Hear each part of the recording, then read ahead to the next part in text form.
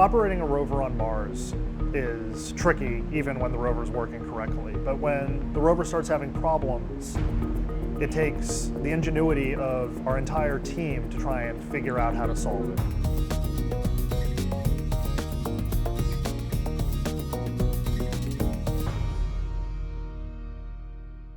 Engineers love boring. Boring means clear skies, no problems. The work is a little easier and the scientists get the data they want.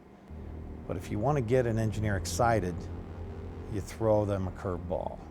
Maybe some danger, maybe an anomaly. A heater that's stuck in the on position. The robotic arm didn't want to unstow. The real dust storm began. Got stuck in a dune. An elevated current in the right front wheel. A massive dust storm. We had to learn to drive with broken steering. The gears were becoming worn on one side. We had to get very creative very quickly. But happily, we've made it through those challenges and challenges of difficult terrain, navigating at high slopes, or having to survive for the winter by finding places that are safe for the rover to park and hibernate over the winter. And I think to this day, you say dust storm and it strikes a little needle of terror into all of our hearts. It's been a real fun challenge to have problems and try to work out solutions, discover what we can do and think about ways we can solve them. Do diagnostics. Brainstorming. Workarounds.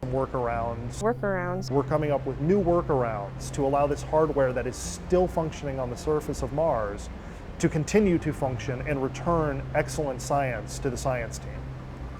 Every day, we're shocked that it's still going.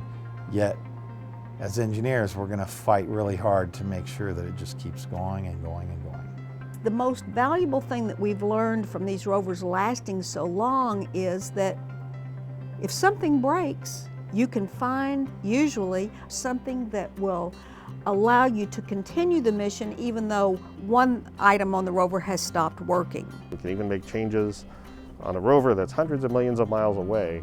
We can make the changes on Earth, test them out here, make sure they're going to be good, and then send it up to Mars. A piece of equipment that has not been serviced by human hands in over 10 years is still working. I don't think your car works that good. We're going to keep pushing the rover like we meant to ever since we landed and see what we can see what's over the next hill and what's at the next crater. Stay tuned, there's more to come from Opportunity.